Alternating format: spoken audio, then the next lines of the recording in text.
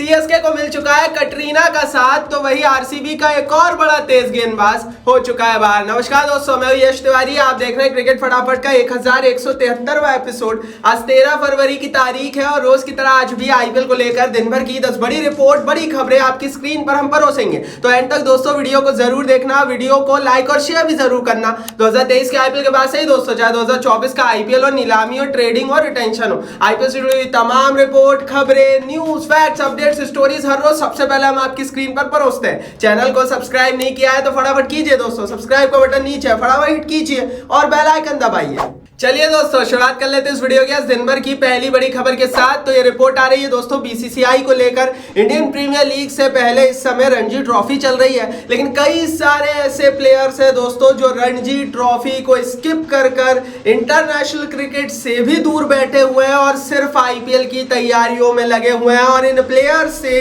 BCCI खुश नहीं है। बीसीसीआई ने ईशान किशन समेत ऐसे कई खिलाड़ियों को नोटिस जारी कर दिया है, जिस नोटिस में उन्होंने जवाब मांगा है कि आपने रणजी ट्रॉफी क्यों छोड़ी है। दरअसल दोस्तों, ईशान किशन के साथ बीसीसीआई का कुछ फड्डा चल रहा है, अगर मैं पर्दे के पीछे की बात करूं तो।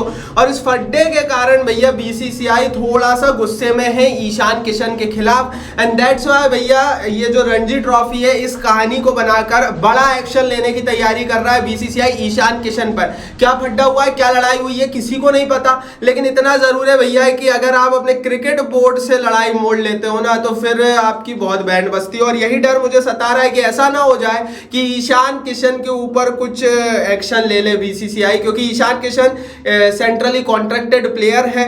अगर उन्हें टीम इंडिया में जगह नहीं मिलती है तो उनका पूरी तरीके से कर्तव्य बनता है कि उन्हें रणजी ट्रॉफी खेलनी चाहिए। अब वो रणजी ट्रॉफी से बाहर बैठे और हार्दिक पांड्या के साथ ट्रेनिंग और प्रैक्टिस कर रहे हैं बड़ौदा में, और इस पूरे इंसिडेंट से बीसीसीआई खुश नजर नहीं आ रहा है। आगे क्या होगा, चैनल पर बने रहिए, सब्सक्राइब कर रखिए। इस खबर के पीछे हम लगेंगे और आने वाले दिनों में इसको और आगे कवर अप करेंगे। चलिए दोस्तों, आगे बढ़ते हैं, बात कर लेते हैं दिन भर की दूसरी बड़ी रिपोर्ट की। तो एक खबर आ रही है सनराइजर्स हैदराबाद की टीम और मैनेजमेंट के हवाले से। एसआरएच वालों की जो टीम है SA20 में जो खेलती है सनराइजर्स ईस्टर्न कैप, उसने अपना दूसरा खिताब जीत लिया। इस बार भी उन्होंने खिताब जीता एडन माकराम की कप्तानी में। एंड दैट्स व्हाई दोस्तों, इस बार भी रिपोर्ट यही आ रही है हैदराबाद के कैंप से कि माकराम को आईपीएल में भी कप्तानी से नहीं हटाया जाएगा। पहले ये रिपोर्ट थी कि जो इन्होंने 20-25 करोड़ में इन्होंने जो पैट कमिंस को दिए हैं इतना पैसा, उनको कप्तान बनाया जाएगा क्योंकि वो ऑस्ट्रेलिया के ODI world cup winning captain है। लेकिन अब रिपोर्ट यह है आफ्टर SA20 माकराम ही कंटिन्यू करेंगे एसआरएच के कप्तान। सही फैसला है, गलत फैसला है, ये तो आप बताओगे कमेंट बॉक्स में। चलिए दोस्तों, आगे बढ़ते हैं, बात कर लेते हैं दिन भर की तीसरी बड़ी रिपोर्ट की। आईपीएल 2024 से पहले जो नीलामी हुई थी उसमें मिचेल स्टार्क को 25 करोड़ रुपए मिले थे। तब से ही बहुत सारे लोग उस पैसों को लेकर सवाल उठा चुके हैं और अब सुनील गावस्कर ने रिसेंटली एक बड़ा सवाल उठाया है। उन्होंने कहा, I don't think anybody is worth that kind of money. आज की डेट में आईपीएल में मुझे नहीं लगता कि कोई भी ऐसा है जो इस तरह के पैसों को वर्थ करता है, उसकी इतनी कीमत होनी चाहिए। दरअसल दोस्तों, गावस्कर ने यह कहा कि हिंदुस्तान में जो क्रिकेटिंग स्ट्रक्चर है उसमें एक ही समय पर दो अलग अलग लेवल के प्लेयर्स में जमीन आसमान का अंतर आ रहा है। इंडियन प्रीमियर लीग में खेलने वाला खिलाड़ी साल के 5 से 10 करोड़ कमाता है, तो वहीं रणजी खेलने वाला जो प्लेयर होता है वो 20, 30 या 40 लाख रुपए भी नहीं कमा पाता। और ये जो गैप है बीसीसीआई को पहले इसको फिल करना चाहिए, इर्रिस्पेक्टिव कि आप 25-25 करोड़ रुपए बांट रहे हो। तो जाहिर है भैया गावस्कर का कहना भी सही है, क्योंकि अगर डोमेस्टिक लेवल पे प्लेयर्स को भी उतने ही पैसे मिलते या उतने नहीं तो उसका मात्र 10%, मतलब 1 या 2 करोड़ भी मिलते, तो इंटरनेशनल या आईपीएल के लेवल पर भैया ये पैसा फिर भी हजम हो जाता। लेकिन हिंदुस्तानी प्लेयर्स को तो उतने पैसे मिल नहीं रहे। एक ऑस्ट्रेलियन प्लेयर जो लगातार हर साल आईपीएल खेलने को मना करता रहा, इस बार वर्ल्ड कप के कारण आ गया है, उसको एकदम से 25 करोड़ मिल गए। और जाहिर है हिंदुस्तान में क्या किसी को भी ये बात पचनी नहीं चाहिए, क्योंकि मेरे हिसाब से भी इंडियन प्लेयर्स डिजर्व करते हैं इतना पैसा, कोई विदेशी नहीं। ये मेरी राय है, इस पर आप भी अपनी राय कमेंट बॉक्स में लिखो।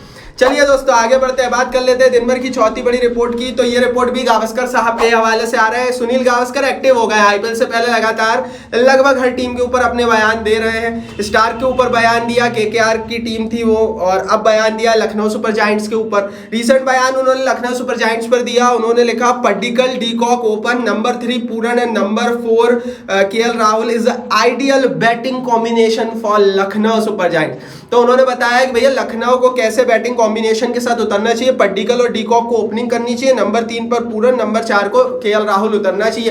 केएल राहुल पिछले साल तक ओपनिंग कर रहा है लखनऊ सुपर जायंट्स की टीम में, लेकिन गावस्कर के हिसाब से नंबर 4 की जगह उनके लिए बहुत सूट करेगी।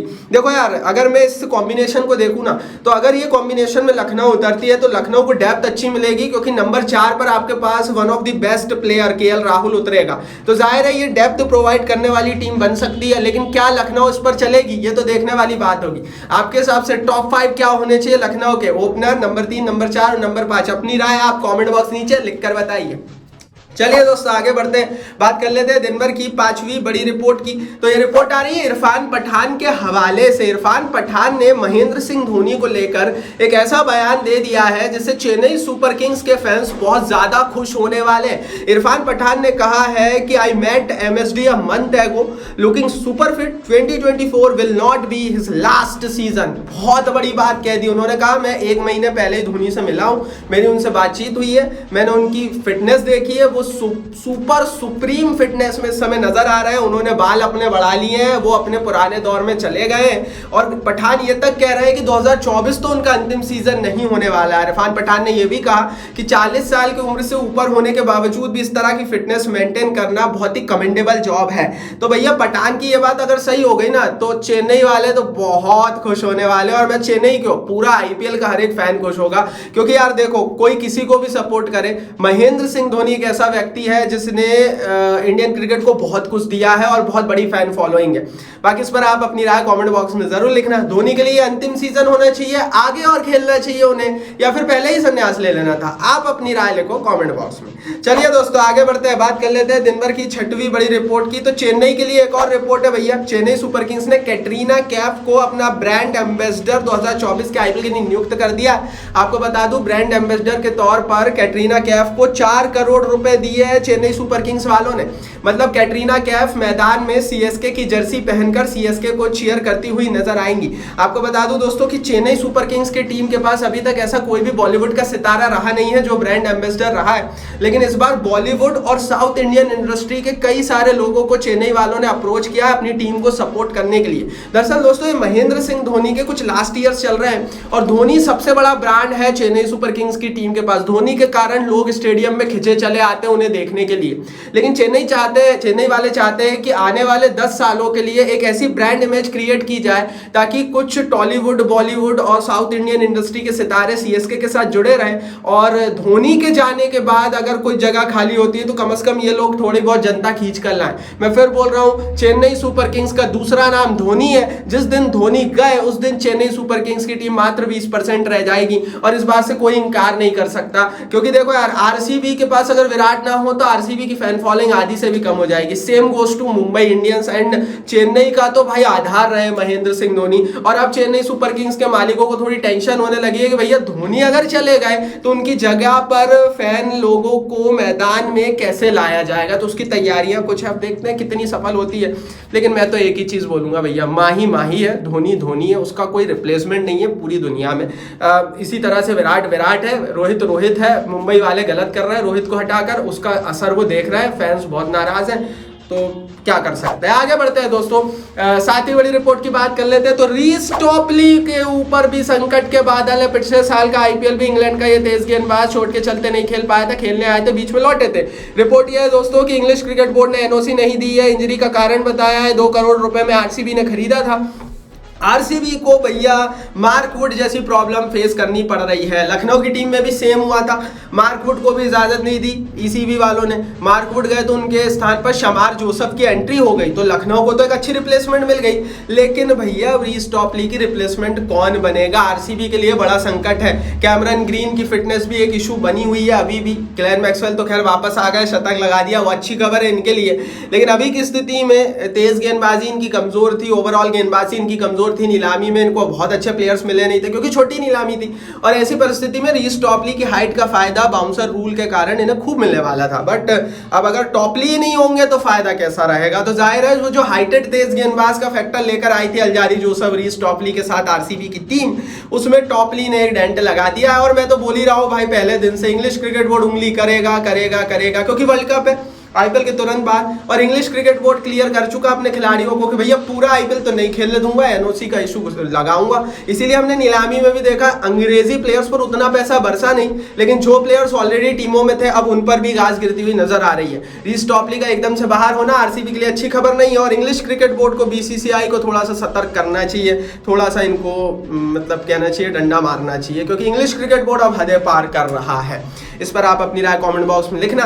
आगे बढ़ते हैं, आठवीं बड़ी खबर की बात करते हैं तो आरसीबी की टीम अब 2 रिप्लेसमेंट ढूंढ रही है। आरसीबी के लिए इधर कुआं इधर खाई वाली स्थिति आ गई है, क्योंकि टॉम कररन भी इंजरी के चलते आईपीएल से बाहर हो गए। इंग्लिश क्रिकेट बोर्ड ने रीस टॉपली को भी बाहर कर दिया। अब इन दोनों प्लेयर्स तेज गेंदबाज है, दोनों की रिप्लेसमेंट आपको ढूंढनी है। दोनों की रिप्लेसमेंट विदेशी स्पिनर या तेज गेंदबाजी हो सकते हैं। आरसीबी इन दोनों में से एक के स्थान पर तो विदेशी स्पिनर ले आएगी, लेकिन एक के स्थान पर मतलब टॉपली या इन दोनों में से किसी एक के स्थान पर तो एक विदेशी पेसर ही चाहिए। अब वो कौन होगा ये तो भगवान जानता है, क्योंकि इतने हैं नहीं भाई बाहर मौजूद, जो थे वो ऑलरेडी टीमों में बिक चुके हैं बड़े बड़े।